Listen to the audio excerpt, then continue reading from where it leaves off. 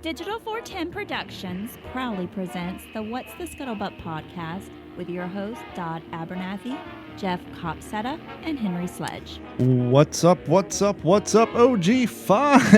It's been a silly night. We usually don't get right into it, but as you may have heard, the theme song was a little quieter than normal. Henry and I just did like an 18-minute OG5 podcast for the Patreon users, and we went to start the show. We're all amped up, tuned up, ready to rock, and our theme song soundboard crashed on me, so I had to quickly find our theme song in our deep archives of all the crap on my computer and launch it in Winamp. Yes, I said Winamp from 1999. They do remake it, and I am using it. But anyhow, welcome to the show, everybody. Thanks for hanging out for another episode of the What's the Scuttlebutt podcast, your favorite World War II podcast. Jeff is not with us tonight, but joining us once again from Alabama. He's in the dark. He's in the shade. His light bulb burnt out. And he is joining us from the dark side, one Mr. Henry Sledge. Henry, how you doing tonight, sir? Doing well. How are you, man? I'm doing well. Before we get into the World War II stuff, Henry and I, we kind of, sometimes we'll use these episodes where it's just the two of us as a house cleaning episode, or maybe we'll get off topic a little bit and just get caught up. We'll just wing it a little bit. We really have not that we always have show prep, but we have even less show prep than we normally do on shows like tonight.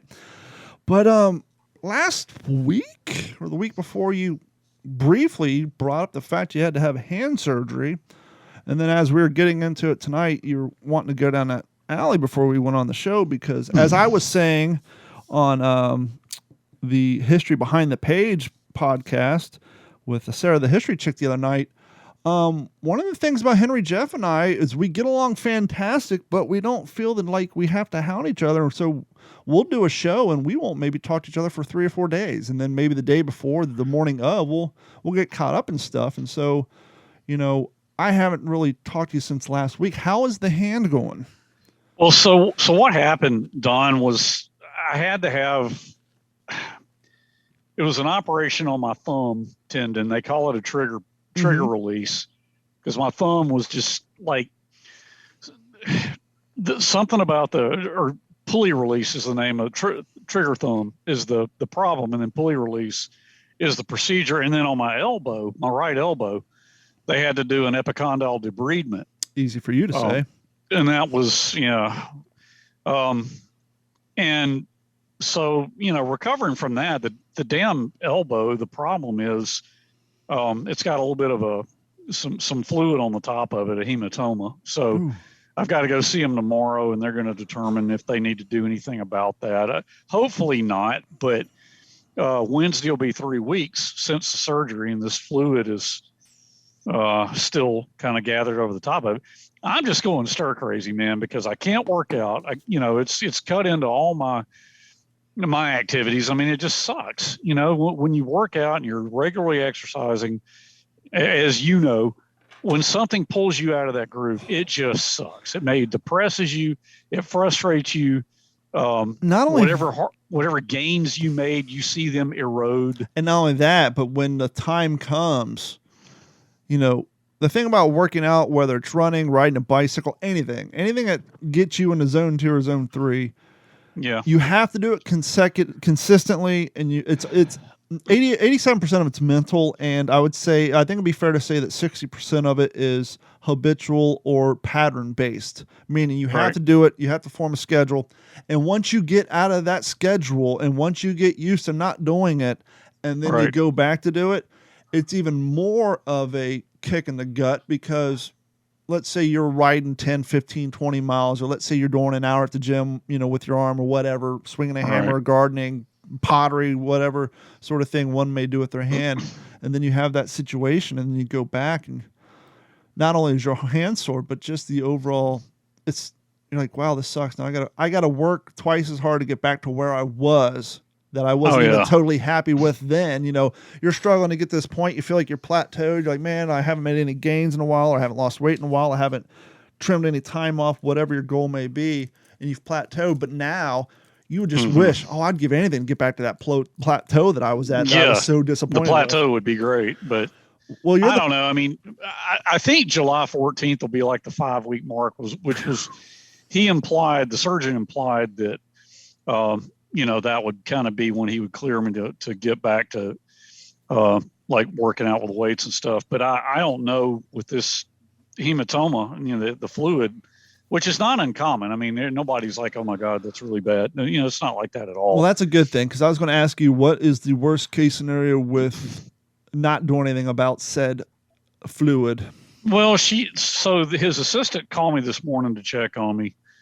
And I said, well, it's not getting any better. It's not getting any worse. And so they're going to see me tomorrow. But, she said, look, he may let him put eyes on it. He may want to do a debride it, which is go back in, which I hope they don't have to do. Can't they just put like a turkey baster in there and suck it out? Well, and that's an option too. Or he may not do anything, but whatever. I just want to get cleared so I can get back to living doing what I normally do. Well, in our little pre-show, you were getting ready to go down that road when I told you to hold off, because I can relate by proxy. The reason I ask about the fluid is last Monday, following our episode, the podcast, I went. It's a little behind the scene action. We start here at 9:30 at night because there's three of us, 3 different time zones, and by us starting at 9, it's 6 o'clock Jeff's time, so it allows him to get home from work, and it's 8 o'clock Henry's time, and that was kind of always the marker because I have 3 parrots, and my parrots don't go to bed until 7 o'clock, and if we try to do this in the daytime, you'll just hear parrots in the background. Sure, for this podcast, we can pretend we're in Saipan. Maybe it'd be good ambiance, but for the other podcast, it's out of place. But anyhow, so we do the show. It usually runs 120 minutes or so. Jeff and Henry bounce, and then I upload it to the website, which then deploys to all the podcast apps.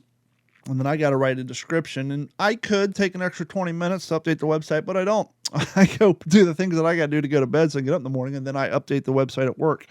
And that's why, for those of you who do both, that's why the podcast is available Monday night, but not available on the website via the link and the information till Tuesday, sometimes Wednesday, depending on how busy I am. It's also kind of my little thanks to you guys who download it from the app. You get a little ahead of everybody else. So last Monday, you and I get off, and I go take a shower, and I'm actually in the water closet doing my pre-shower ritual that people do because we're human beings, and I hear this sound, and it's Carrie. She's crying and struggling. And I opened the door. Apparently, she had to use the restroom as well and went to our daughter's bathroom, who had just gotten out of the shower. Now I'm in Florida, and tile floors are all the rage. Oh, yeah. And when you have a daughter who is 60% Hispanic, Mexican heritage, and 40% Native American, she has that super long, thick black hair that doesn't dry without actual effort too well with a towel, unless you actually try to dry with a towel. And apparently her practice is to stand on the floor and comb the water out, unbeknownst to us. I'm sure you see where this is going. So Carrie proceeds to use her bathroom. She shuts the door, locks it, turns around, steps on the wet tile floor, and in her words, like an ice rink, she twists her right ankle, falls down straight on the tile floor on her kneecap, and she weighs almost nothing. Her knee has no protective layer, if you will, and she went down hard. Now, luckily, our daughter knows how to pick bedroom doors, which, let's be honest, in the house is not hard. You just need something to twist the little thing inside. You can do it with a bobby pin. Luckily, she was able and had that skill, because once again, I was in the bathroom, I had no knowledge this was going on, and she was able to break into the bathroom, thus rescue Carrie, and that's when Carrie made her way into our bathroom, and I learned what had happened. I had to pick her up and carry her to bed. Her knee hurt. It was a little swollen. Next morning, we wake up, and it looks like she has a small potato under her kneecap, and her ankle is completely blue. Oh, boy. Now, luckily, with my new job, I got a boss who is all about family, and his rule is take care of your family, then come to work.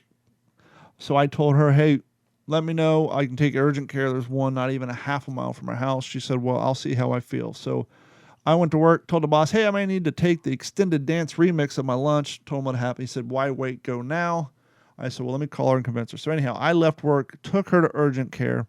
She had an x-ray. Nothing's broken, but she has a build up a fluid, hence me asking you what the worst case scenario. And they told her to go get an MRI at a orthopedic. Yeah. That was 7 days ago. Here we are 7 days later, and she still hasn't scheduled the MRI because last summer she hurt her arm kayaking because we kayak fish prior to this accident every darn day. And I don't know through paddling or what, she could not do this. She could not raise her hand above her head. It could only go to here. So she went to a orthopedist and had an MRI for her shoulder. Nothing was wrong. Here's some pain medicines and a $300 copay. So she's a little hesitant, but I told her, so fast forward. No, there ain't no fast forward. She got crutches and the same cast your daughter would wear if she hyperextended her knee while playing volleyball. And we've all seen the high school girl with that leg cast on, that soft one. Yeah. And so she's basically been laid up in bed. And much like you were saying, she's I can't do nothing. She can't fish. Luckily, she's a school teacher, so she was already out for the summer for school, so she's not missing any work. But she's essentially bedridden because not only is it her knee, but it's her ankle. And so the crutches are a pain in the ass. And so I've been wheeling her from the bed to the bathroom via an office chair, which is doing wonders on my carpet, as you can imagine. Mm-hmm. And so the other day Sunday, I came home from taking the kid to the beach because we went to go to the beach on Father's Day prior to the accident. But as we were talking on last episode, it rained. So we just went home. And so the kid's been stuck in the room all week. Carrie's been laid up. She can't do anything.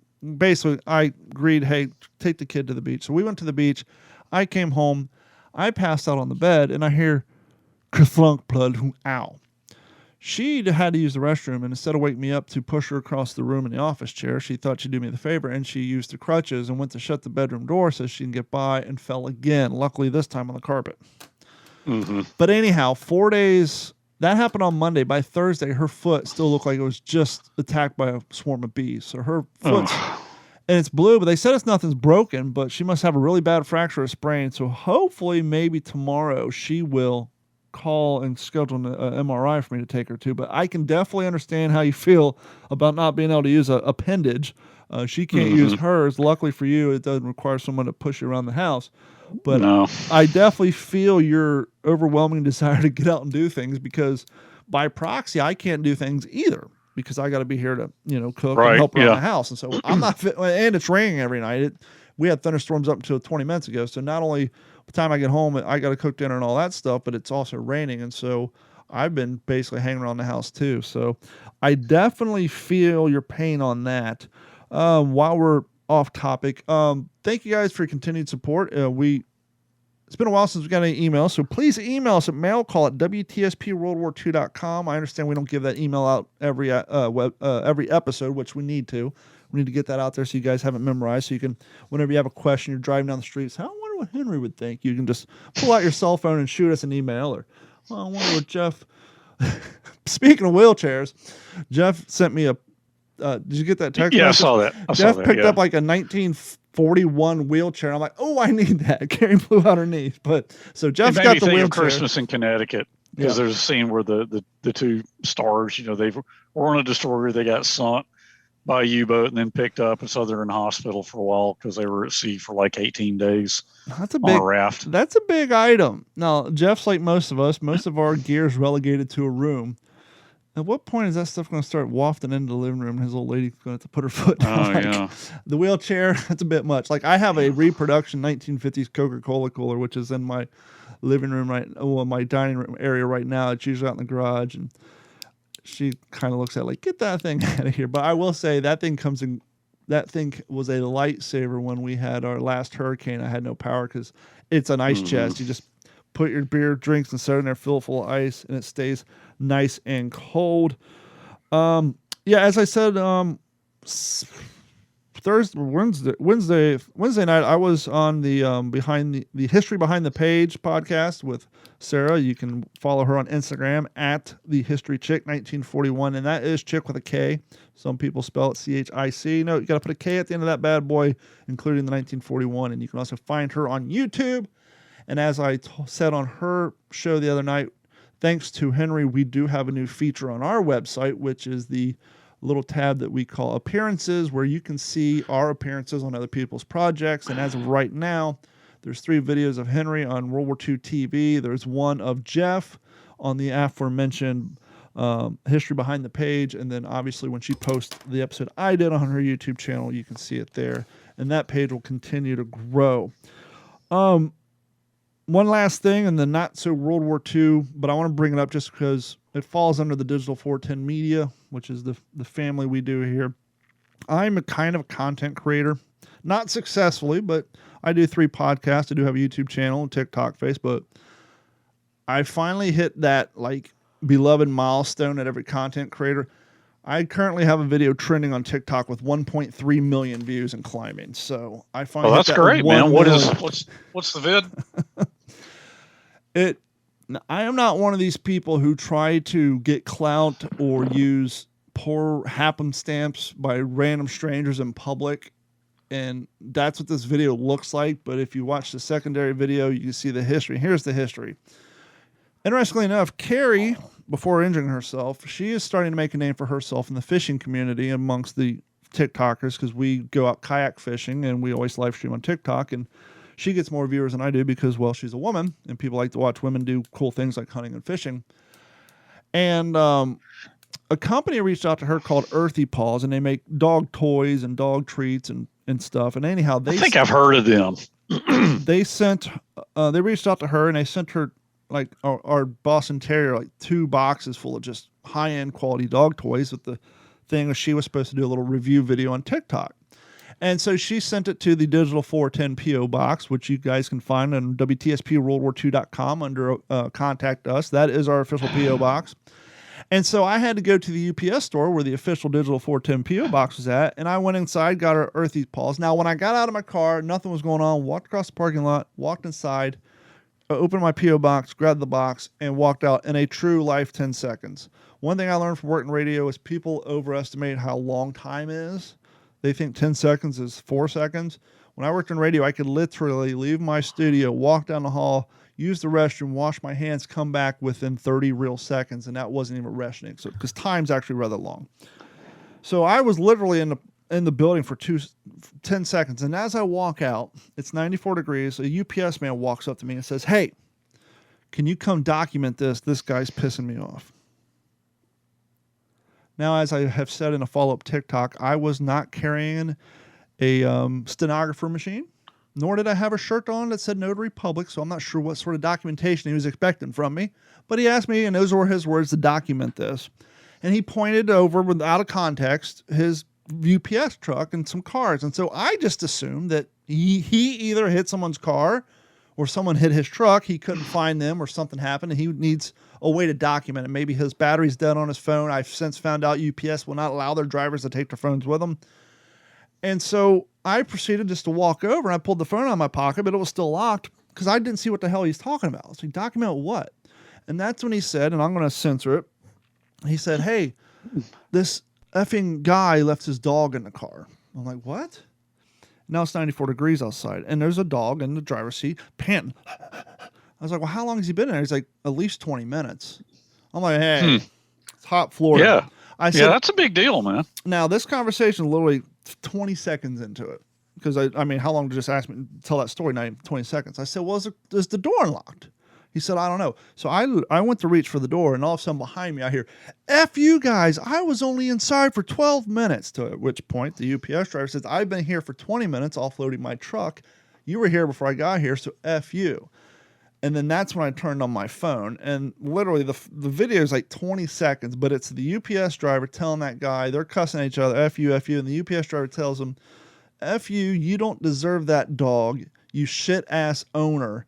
And then there's another 1 or 2 FUs, but this thing has gotten 1.3 million views because people are so thrilled that this UPS driver is telling this guy off for leaving his dog in a hot car in Florida. What was the... I mean, yeah, that's a big deal, man. So what was the result? What ended up happening?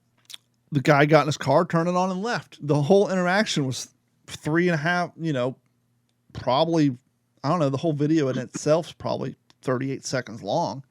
Mm-hmm. So you were never really involved in it. You were just shooting. And so at the end of the video, I said, "Well, in the state of Florida, we could smash out that guy's window legally, and then I put the phone away. But the way you get video views is content where people have something to say about that topic and or create arguments. And so not only do people love the UPS, man, but then you got people, well, why didn't you break out the window? And Oh yeah. I've created follow-ups.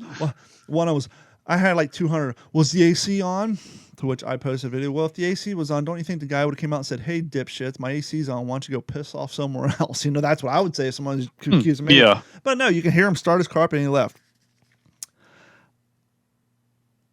I posted that. That happened Monday last week. Actually, the same day Carrie blew out her name. No, Tuesday. Mm-hmm. That happened Tuesday.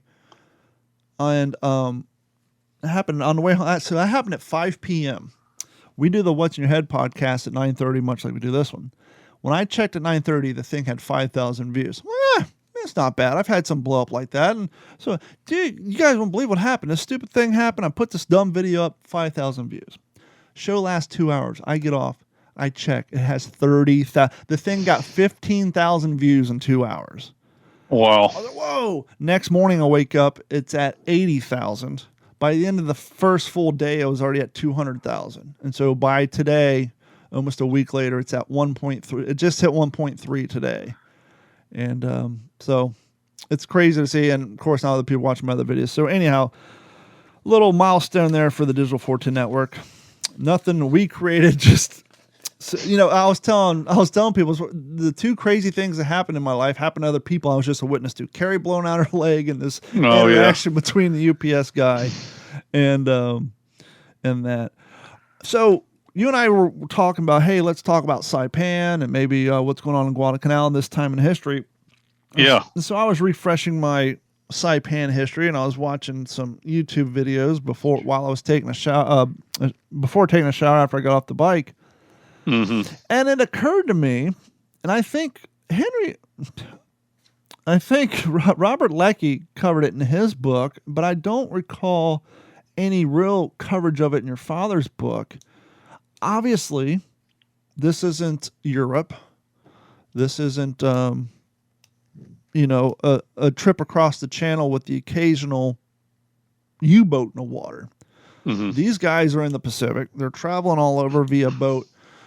Did your father ever get caught up in any sort of pre-invasion naval battle where his ship that he was on was, whether being strafed by planes, getting shelled at by Japanese ships? I mean, was he ever... I'm sure it happened to people, because obviously when you're doing an invasion, there's oftentimes, not always, but depending on the availability of their Air Force, we all know about the kamikaze and all that stuff. But do you ever recall him ever talking about getting stuck in a pre-invasion like naval battle?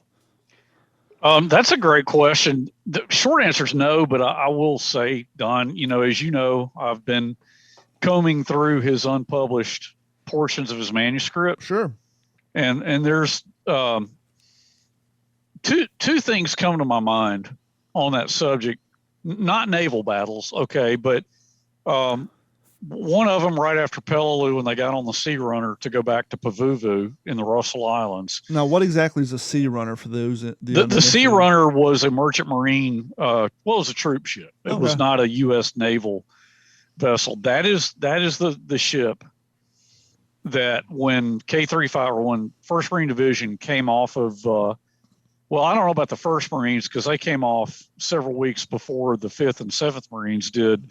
But when the 5th Marines and 7th Marines came off of Peleliu in October 44, mid-October 44, they boarded the Sea Runner.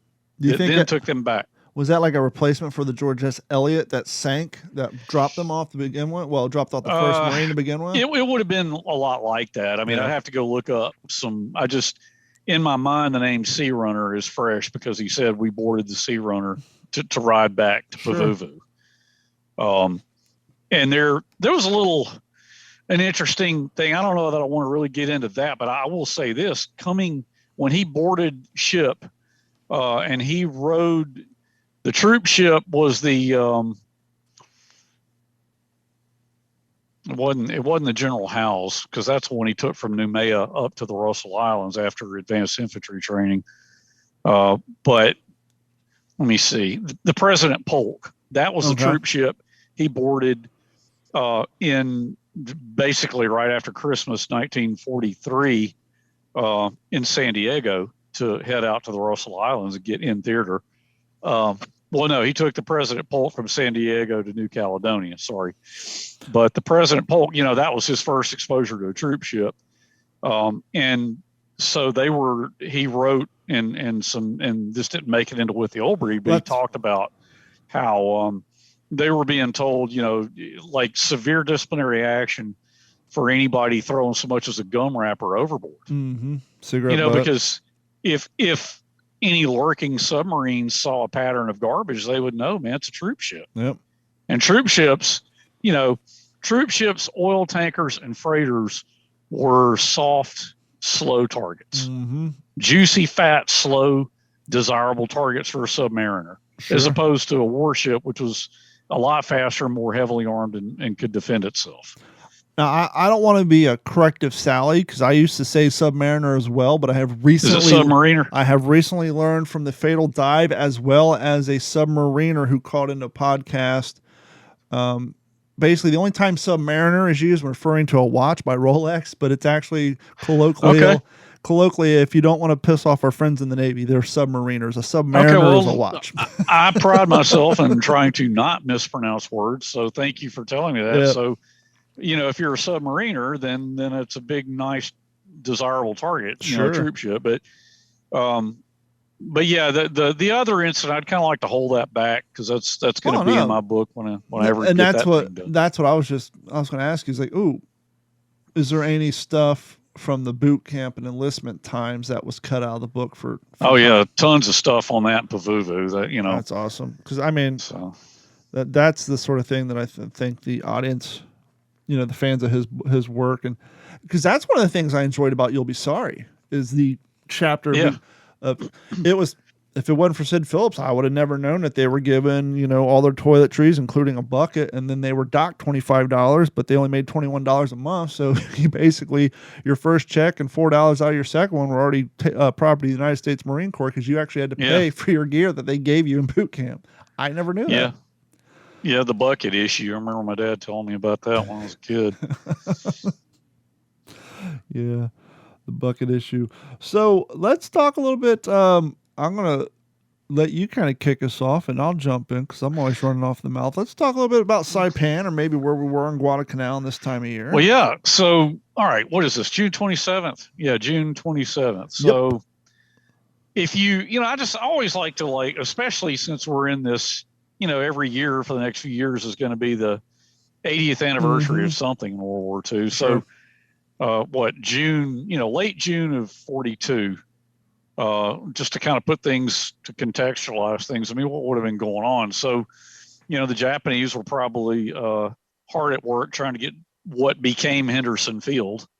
Obviously it wasn't Henderson Field at that point, but they were working away on that, trying to get an aerial presence so they could begin to figure out how to sever the lifelines to Australia. Your buddies, the Coast Watchers, that we talked about and had some great conversations about, I'm sure they were trying to perfect their communications networks all up and down the Solomon Islands. Yeah, the interesting thing about that is they gave each Coast Watcher a radio call sign, much like a radio station, but usually it was a 3-character call sign that was either the initials of their wife, a daughter, a mother, or something along the line. So it was usually their first, middle, and last name initials, and that's how each little group would sign off with their own little radio call sign. Yeah, that's an interesting little tidbit. But if you think about it, so the Marines landed on Guadalcanal August 7th of 42. So June, the Japanese are hard at work trying to fortify the airfield. They've probably got plenty of air power up in Rabaul at this point, and they're trying to start bringing some of those Japanese naval aircraft down into the Solomons. You've got the other thing going on with them would have been, late June of 42. The combined fleet was probably licking its wounds after still trying to recoup. Yep. Now if you jump to late June of 1943, at that point they're licking their wounds after completely being kicked off Guadalcanal. They're starting to move on up into the central and northern Solomons. I don't think Bougainville was quite going to happen yet, but they were looking at New Georgia, Rendova, Munda Point. We, of course, were looking to make forays into that and project our military hegemony into that zone so we could more comfortably start bombing Rabaul. And then if you jump to that would have been June of 43. If you jump to late June of 44, well, then you got, the 27th Army Division and the 4th Marine Division. And which other Marine Division was it that hit Saipan? Second. Was it the 2nd Division, 2nd and 4th? Was there a 3rd division? I think. Well, it was similar to Guadalcanal in the way that as the 5th Marines were attached to the 1st Division. So, hold on, I was looking at this prior to the show. Let me just back up my Google search here. So, United States. So it was made up of. Let's get past the naval forces. So Task Force 56 consisted of the 4th Amphibious Corps, headed up by Holland Mad Smith. And then, so it was the 2nd Marine Division. Attached to the 2nd Marine Division was the 6th Marine Division and the 8th Marine Regiment, as well as the 2nd Marine Regiment and the 10th Marine Regiment for artillery, as well as the 18th Marine Regiment Engineers. So that made up the 2nd Marine Division. So that's who was attached to them. Yeah, 8th Marines were 2nd Division. Yeah, and then the 4th Marine Division had the 23rd Marine Regiment, which was on Blue Beach, which I guess I should have said that for the other one. Then Yellow Beach was 25th Marine Regiment. Floating in reserve was the 24th Marine Regiment. And later on, after D-Day, the 14th Marine Regiment came in with artillery, as well as the 20th Marine Regiment for the engineers. And then, as you said, the 27th Infantry Division in the Army had 16,440 officers and enlisted men. And they handed Blue Beaches. And the armor consisted of the 762nd Tank Battalion, as well as the 766th Tank Battalion. And attached to them were the 102nd Engineers and the 502nd Engineers. Mm-hmm. And so, yeah. Well, Saipan was such an iconic moment in the Pacific War because Saipan was really the linchpin of the inner defensive ring for Japan. Not only that, but it was the first true Japanese-owned territory that we had fought on. Prior to that, everything was stuff that Japan took that they did not own prior to all the nonsense. So Saipan was right, because Guam was a U.S. mandate, so they took Guam, but that had been ours. Yeah, Guadalcanal clearly, and and as well as this was the first real sign of civilization. I mean, they had towns and cities, if you will, there. I mean, they had developed, buildings. This wasn't just that. Heavy civilian population. And the landing was by no means a repeat of Guadalcanal. It wasn't just, hey, well, let's land and walk in. It was, they took a licking. Pre-naval battles prior to the invasion. And they, like I said, I was refreshing, actually watching, the post-war footage, but made of the day. And it's interesting. They would give the casualty numbers, but they would never give death numbers. They would just say, and of course, some of our boys didn't come home. But they were talking about, you were talking about leading into this Midway and how Japan was kind of licking their wounds from Midway and then licking their wounds from getting kicked off Guadalcanal. The pre-naval battle, if you will, as small-ish as it was the first time since Midway we had any real substantial engagement with anything representing the Japanese Air Force. Well, yeah, and carrier air power, because Mariana's Turkey Shoot came about as a result of the naval battle surrounding, which, June of 44. Absolutely. So that after Midway, then you had Battle of the Eastern Solomons, which was carrier, an iconic American-Japanese carrier battle. That was August of 42. Then October 42's Battle of Santa Cruz. After that, there was no American-Japanese carrier battle until roll the clock ahead to Saipan. Of Great Marianas Turkey Shoot, June of 44. We sunk like 3 or 4 carriers and then a handful of miscellaneous ships, something along those lines. Well, I mean, by that time, I'm not sure which was the Taiho one, but that was a new Japanese carrier. Unfortunately, they didn't have a whole lot of qualified aviators at that point to put on it. And I don't want to belabor this point because we've gone over so many times. But whenever you say something like that, I can't help but point out to how lucky's not the right word, but how beneficial it was to us that the tactics of the Japanese Empire and the insanity of Hitler led to so many dumb ideas and, sadly for them, poor treatment of their troops and misappropriation and misuse of their manpower. Mm-hmm. You know, the amount of pilots they lost due to the early on kamikaze stuff and things like that. And now they're stuck with, rushing to find replacements. And that was a good thing. Obviously, it sucked to have the kamikazes, but the fact that they're blowing through pilots at a much faster rate than if they would have just simply waited for us to shoot them down, that's kind of beneficial to us, just like with the bonsai charges. Yes, it sucked for the guys on the front line, but when we're talking a numbers game and it's who has the most troops over a long period of time, when they're just wiping out so many young men by doing stupid strategic stuff, it benefited us greatly.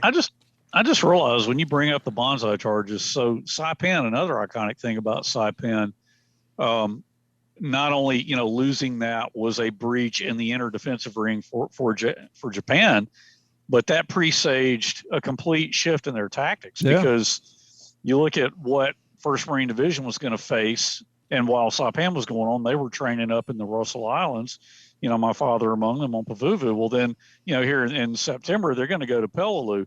Well, on Saipan, you began to see this. It wasn't practiced to the finely honed degree that it was later, but that was where they began to use the defense in depth strategy. Yeah, because they started to realize, we're losing guys and this ain't working. Make them pay for every yard. What was the original? Stop them at the water's edge was the original thing. It was, okay, we're going to do bonsai charge. Everybody's job is to take out 10 Marines for your one life. And they were hoping the math game would work out, and it didn't. Right. And so there actually was a bonsai charge on Saipan, but not as many as they had hoped. Yeah, nothing like what we saw at Luna Point or AK Alligator Creek, that the piles among, the substantial amount of resources and life on their side.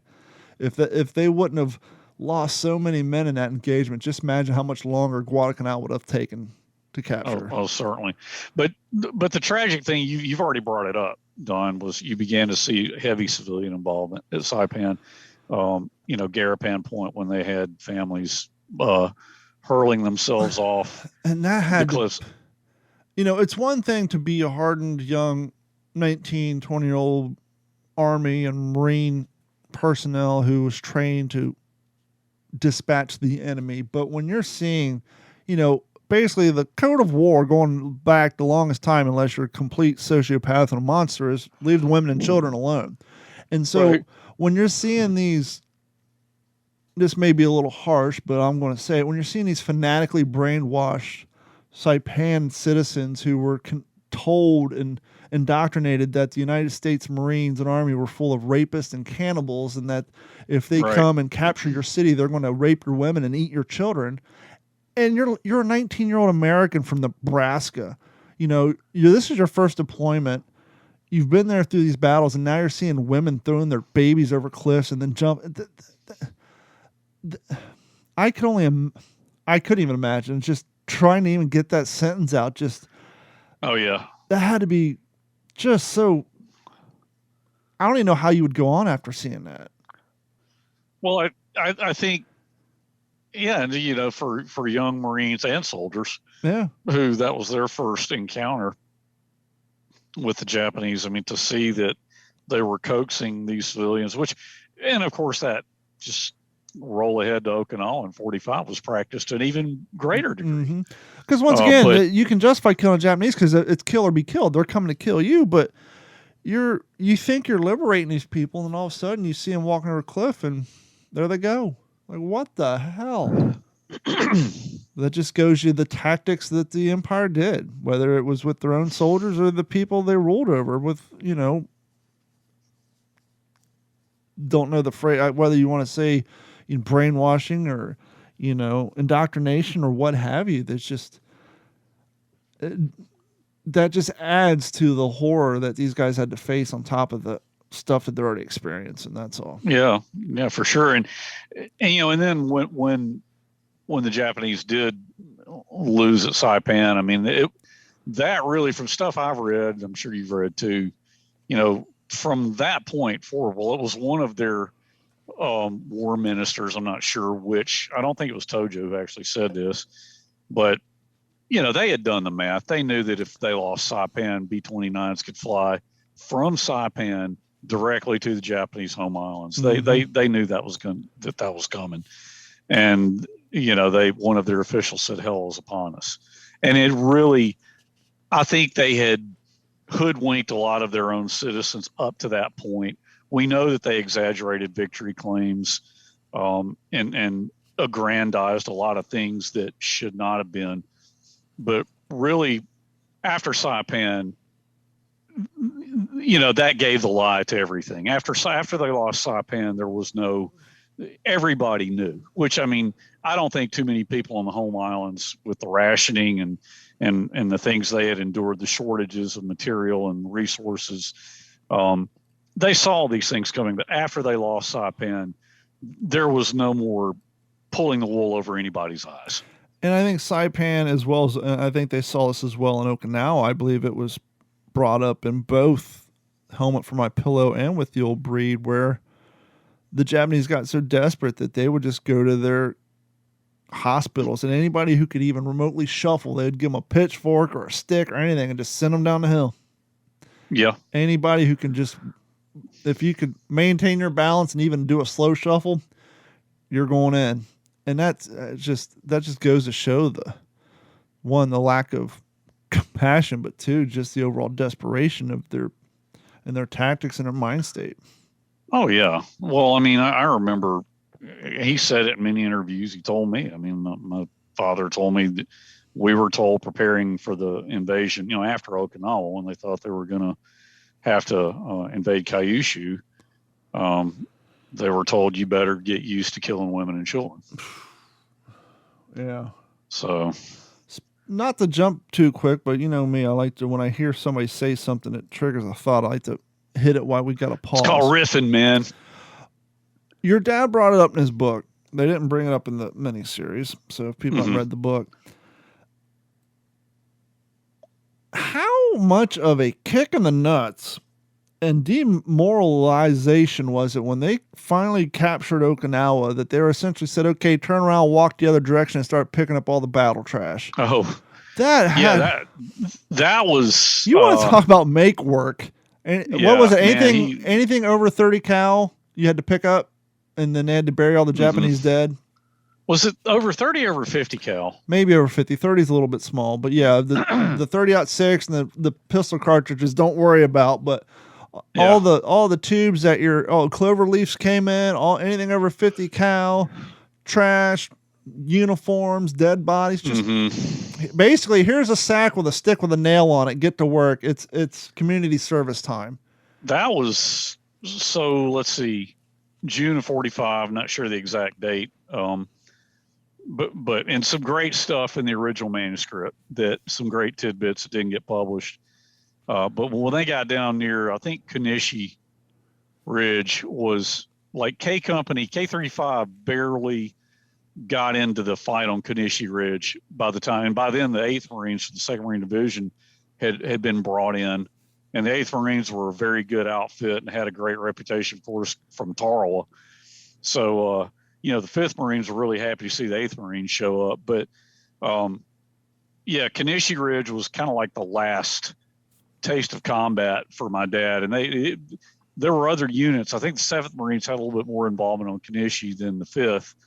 But yeah, I mean, when they finally realized that the Japanese had been ground down to a nub, there was nothing left, and essentially the battle for Okinawa was over, there was an enormous sense of relief. And then what you're talking about, okay, everything over 50, pick it up, stack it, bury enemy dead. They were infuriated. Well, I understand, make work. I understand maybe let's clean the environment up, but have the guys who just got off the transport who are, still full of, who haven't, don't make the guys who had to suffer through it and watch their friends die to create the mess have to clean that up. Let the guys fresh off the ships who came from overseas, who are nice exactly. and full of piss and vinegar and looking for something to do, not the guys who are dying of dysentery and, dealing with the wounds that they got, both mentally and physically. Just because you didn't get shot doesn't mean you don't have blisters the size of Texas on your feet, and don't mean you're not half malnourished and dehydrated and, got post-traumatic stress disorder and any little sound and just, all that. It's just the idea that, okay, guys, here you go. Here's a sack. Start picking, stacking, and shoveling. It wasn't very often that I mean, really, I don't think there were too many times growing up I heard my father say anything negative about the Marine Corps, but man, that they were all infuriated at that. Yeah. Did he say? And there was, I think, I can't remember if it's in the unpublished writing that I've been through or in the book, but I will toss this out. He and a couple of guys, Snafu might have been one of them, like they were taking 10, they take a little break and they go over to this nice, like they had, this was, probably a couple of weeks after the shooting and everything. And they find a nice little meadow with trees and everything. And there's no dead bodies. Mm-hmm. It's actually really nice. And they go sit down and break open some K rations. And then somebody comes over, an NCO, yeah, y'all need to get out of here. This is for officers only. Mm-hmm. Yeah. And that was in his book. Oh, it is in the book. Okay. Yeah. Good. He's basically, they found like a little patch of just the one little area where the grass hadn't been burnt away, blown away. It's just a place that they could sit down in some softness and sit in the shade, get out of the sun. And they were basically rousted out of there because some lieutenants and, higher brass want to come. So even that, they finally found a little bit of peace. Nope. That's too good for you guys. Go sit in the mud. Oh yeah. Yep. That was definitely in the book, but no, see, and I think that's the kind of stuff that, as we said earlier, people be interested when your project comes to fruition. But Saipan, by no means. I mean, we hear about the mud and New Britain and and Okinawa and the heat and Peleliu. Saipan geographically was a huge pain in the ass too, because it was all limestone and coral rock faces that Japanese are held up in, and gotta go. Well, go ahead. Here's another thing about Saipan. So, Saipan, of course, was, and I'm kind of giving a little teaser for the article that's about to go to press in World War II magazine. That I wrote that article about Marine and Army cooperation, inter-service rivalry, and then inter-service cooperation. And, Saipan, of course, was the famous Smith versus Smith, Holland Smith, Marine Corps commander, overall commander, and then General Ralph Smith, who was 27th Army Division commander. And, the Smith controversy, because Hal and Mad didn't think General Ralph Smith was moving fast enough. They were headed toward a particular point. Don't remember which one it was. 4th Marine Division was on one side. Another Marine Division was on the other. 27th Army Division was in the middle. And the two Marine divisions pushed ahead, and the Army Division lagged behind. And so, of course, I think Hal and Mad. Wasn't it like the Marines almost had unintentionally, just the way the geography played out and the way the planning played out, the Marines kind of, I don't want to say had easy going, but they're kind of atop the ridgeline, where when the Army was starting going through the middle, they were kind of down in the valley. Correct. And so they were getting plinked from the top, and so they had a lot tougher sledding to go, because everybody knows in combat, though, he who has the high ground holds the advantage. Well, when you're not only in a high ground, but you're almost in a borderline box canyon. Granted, they had a way out behind them, but you're basically walking into a valley and trying to work your way up, and you have to go through the rigors of flamethrowers and tanks and dynamite. You can only move so fast. Yeah, and of course, and then, Hal and Mad Smith was not, and he was prejudiced against the Army. Everybody knew that. But he was certainly not going to tactfully express his frustration, and he basically ordered Ralph Smith, 27th Division commander, off the island, and wouldn't even let him say goodbye to his subordinates and the guys he'd worked with for a long time. So, and that obviously generated a lot of ill will and unhappiness between between the soldiers and the Marines. But when push came to shove, they got the job done. But that was certainly an iconic moment of the Saipan battle. Yeah, it was tough sledding, and the problem with Saipan too is it had two airfields. You had one in the south and one in the north, and so you can capture the first airfield, but if the Navy, the Marines who are launching off the Navy ships or the Navy pilots, they aren't keeping the Japanese at bay. The air cover plays a huge advantage on infantry warfare, at least back in World War II. And from what I understand, and I think you pointed out, the biggest difference between Marine Corps pilots versus pilots from the other branches, the Marine Corps pilots were essentially trained to, not only were they trained to cover the infantry, but they actually trained along with the infantry, so they understood infantry tactics, and so they understood what was required of them when they were coming to provide air support. They knew how the guys were going to move. They knew where to put those bombs, and the Marine Corps air support was used really as a overwatch, opposed to different things. And so that's the Marines heavily relied on their air cover. But when you're landing on an island that has two Air Force bases, luckily at that point the Japanese Air Force was running, on fumes then too. Could you imagine trying to invade that island if they had a fully staffed Air Force at both runways? That naval battle would have been even worse. Yeah, for sure. And I mean, as the kamikazes got to be a bigger and bigger threat, I mean, then you had more and more Marines on aircraft carriers. Yeah. Because so much of their war had been land-based. But as the kamikaze threat, which the kamikazes changed the face of so many things, because that I think that had a lot to do with getting the Marines on active aircraft carriers rather than just being transited from one place to another on aircraft carriers, actually having them fly active missions on and off aircraft carriers.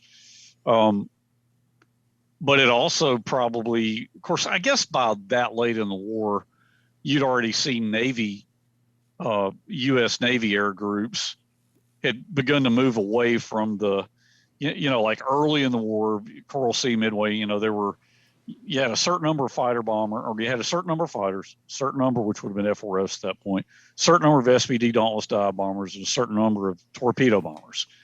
And as the war went on, the air group, the composition of the air groups just changed, and you started to have fewer of the dive bombers and torpedo bombers and more of the fighters. Again, because of the kamikaze threat, they needed more fighters. No, I don't want to put you on the spot because I don't know the answer, which is why I'm asking it. And, I may not either. But we all have our own strong points, and one thing we don't cover too much on here because none of us really study all that much is the Navy. But we know of, you got the famous Cactus Air Force, and then we know all about the different famous air crews over Europe.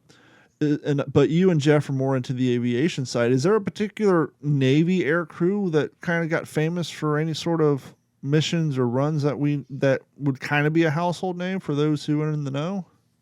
Well, the one that comes to my mind would be VF3, Fighting 3, VF3, Navy Fighter Squadron 3, because that's the squadron that produced Butch O'Hare. Okay. Butch O'Hare shot down, I think it was, early in 42, like, might have been February of 42. He shot down 5 G4M Betty bombers. And then obviously O'Hare Airport's named after Butch O'Hare, but I think VF3 was also home to Jimmy Thatch, who developed the Thatch Weave. Okay. Which, do you understand what I'm talking about when I say that? Yeah, like Thatch roofs? No, the Thatch Weave, Jimmy Thatch. Oh, yeah. Okay, yeah. The aeronautical maneuver. The F4Fs I'm like covering each other's, weaving back and forth. And instead of turning with a zero to take it head, to try to turn with a zero, and an F4F, there's no way you can do that. So they learned stay, diagonally off each other's tails. When a zero would try to turn toward them, one of them would turn into it, and they could cover each other's tails. And I think O'Hare and was either, yeah, I think O'Hare and Thatch went up and worked those tactics out themselves and discovered pretty quickly that it was damned effective. Now, I know for those of you like, Don, how dumb are you? Why would you say Thatcher's? I watch a ton of Naked and Afraid. Matter of fact, we've been watching like marathons, especially since Carrie's laid up that in the show alone. So when we're not fishing or working on, I'm watching a lot of shows about people trying to survive in the woods. And so when you said the thatch weave, I'm like, you're trying to tell me that the thatch weave roof system wasn't invented by like some like people living in the Amazon like thousands of years ago? So that's where my mind was at. So forgive me for getting stuck up on that. I watch a whole lot of survival shows.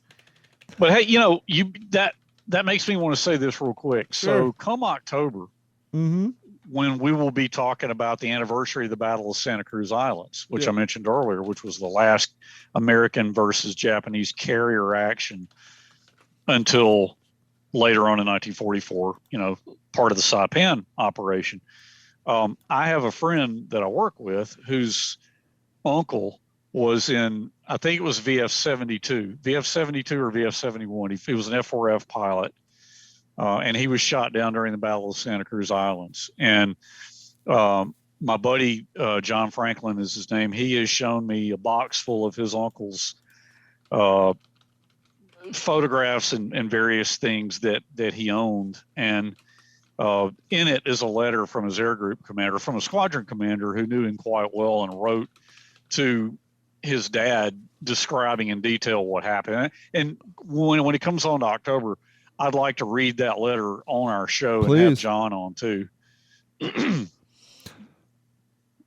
So I wanted to bring this up because we do this from time to time. It's kind of fun. I was thinking, I YouTubed the Battle of Saipan, and I watched the probably 1945 footage or whatever that they compiled with the war footage and all that. And I got to thinking, when was the last time Hollywood or the movie industry per se put out a movie specifically about Saipan? And can you think of any off the top of your head? Yeah, Saipan. Now, Wind Talkers doesn't count because they cover Saipan, but it wasn't specifically about Saipan. Wait, Windbreakers? Yeah, Windbreakers. That's one of them. But no, apparently, and I haven't seen this movie, in 2011, Oba, The Last Samurai came out. Okay. Never seen it, never heard of it. I'm looking at some screenshots on Rotten Tomatoes. Movie information. After World War II ends with his imperial surrender, a Japanese captain decides to lead his unit into one last battle on Saipan. So apparently this is at the war's end, and he said, hell with it, we're going to rock and roll. Genre drama. Okay, so this is actually a Japanese film. Well, actually it says original language is Japanese. They do have some American actors playing the Marines here. Sadly, you want to guess what Oba, The Last Samurai, what kind of ratings we have on Rotten Tomatoes in 2011? 36%.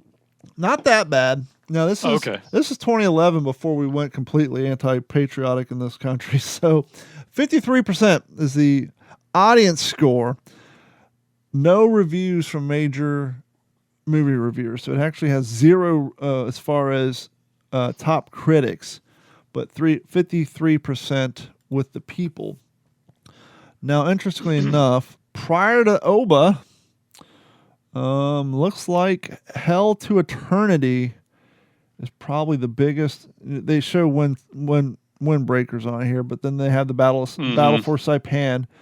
But yeah, it looks like Hell to Eternity is probably. Let me see when Hell to Eternity. Let me put that in the old Rotten Tomatoes. Hell to Eternity. Okay, maybe not.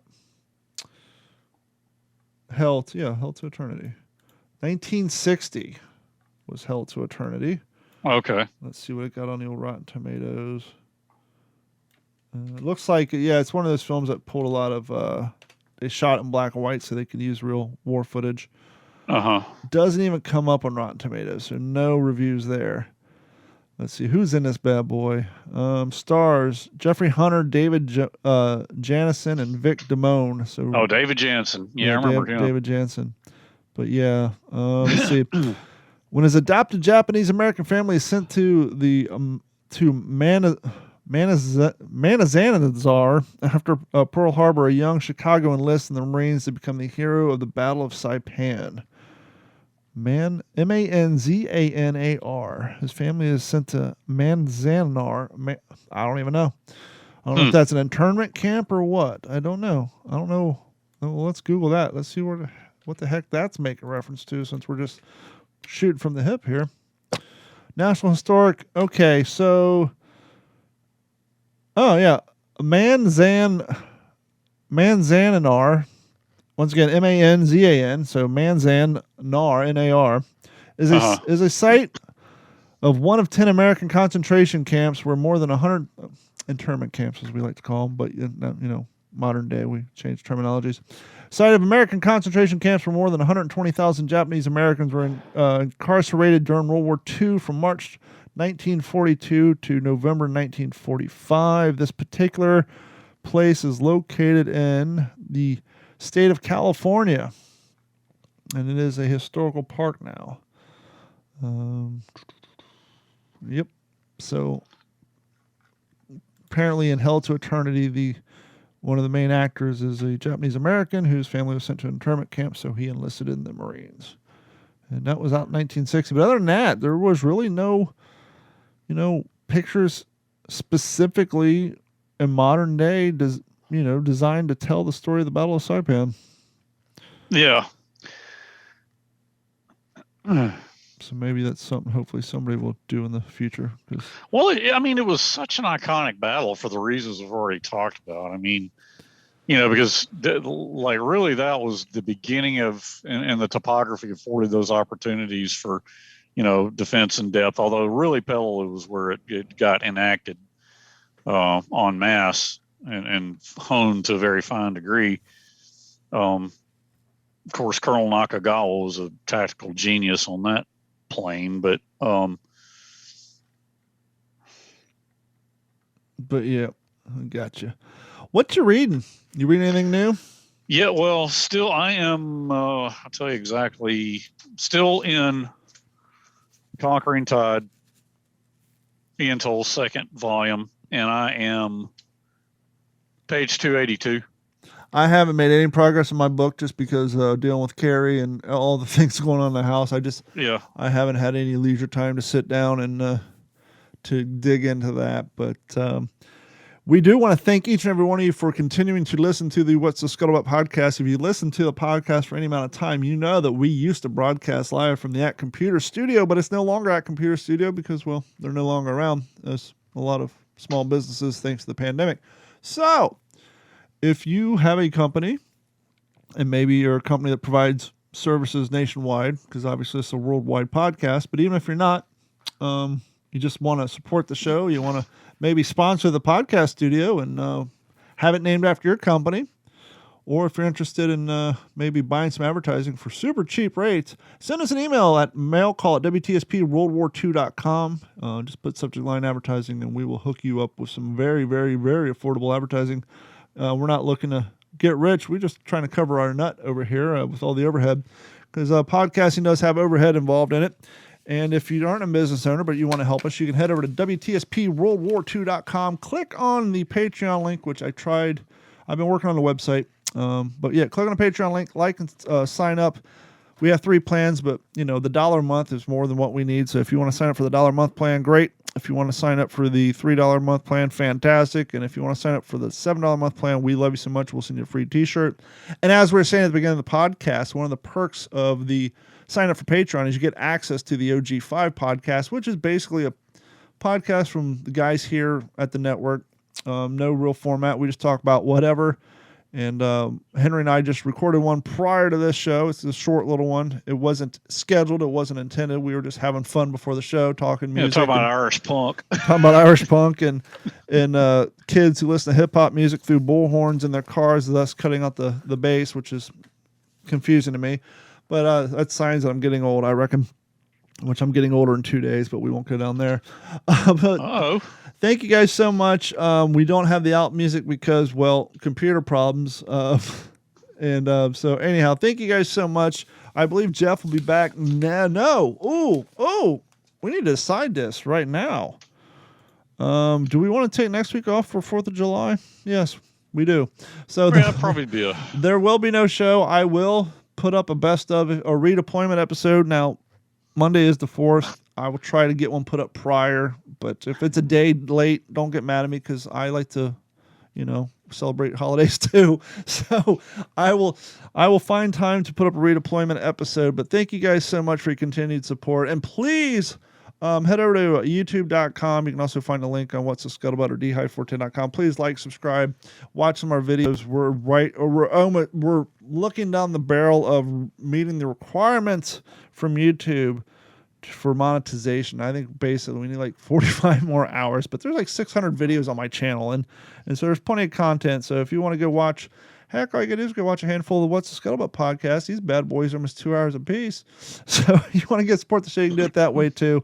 Everything helps. And get yourself a cool t-shirt like I have on now. But that's enough of the shameless plugs. Thank you so much. Jeff, I think, will be back on the next episode with more tales from the road. And then following that up, when we get closer to the anniversary, I think we're doing it closer in the month because of the holidays. But we will have the aforementioned Sarah, the history chick, at the History Chick 1941, host of History Behind the Page. As we found out when she was on, her little interest, the one we all have it. For Jeff, it's Air Corps. For me, it's M1 helmets and canteens. And for Henry, it's Air Corps as well. But everybody has that one little topic that just strikes her fancy. And for Sarah, it is the USS Indianapolis. And so she is going to come on.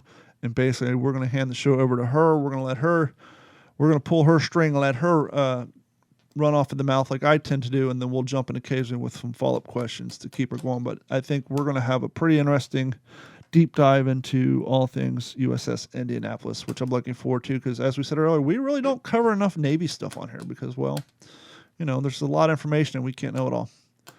And so if you have information that we don't know and you maybe think you can come on the show and help, kill some time, provide some content, and you want to possibly come on the show as a guest, we're more than happy.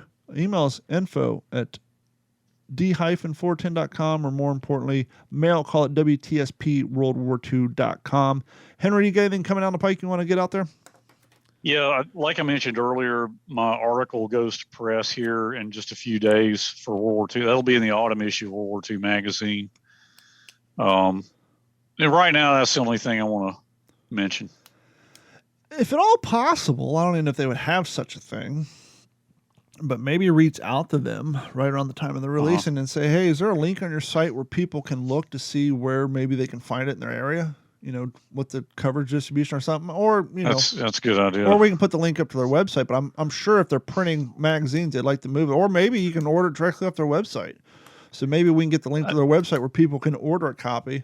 That would be cool, and because hey, man, in my author bio, got my picture, my little bio paragraph, like every person who has an article in there is on the author bio page. One of the things I put for me is co-host of What's a Scuttlebutt podcast. So what we're all going to buy a copy, and then we're going to inundate poor Henry's mailman, and we're going to mail him our copies and demand that he use a silver Sharpie to autograph our copies of his magazine, his article.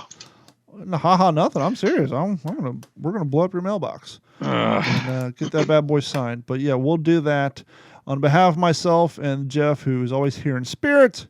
We will talk to you all next week. This is when usually the theme song goes, and my daughter says, we're very inquisitive, as if she's disgusted. This has been I can't say it. This has been a Digital 410. This has been a Digital 410 production. Yeah, it's that bad. Anyhow, thanks, guys. Laughing. Yeah, we'll talk to you all next week, and I got to hit this button on the stream, which for some reason looks like it's frozen up, but whatever.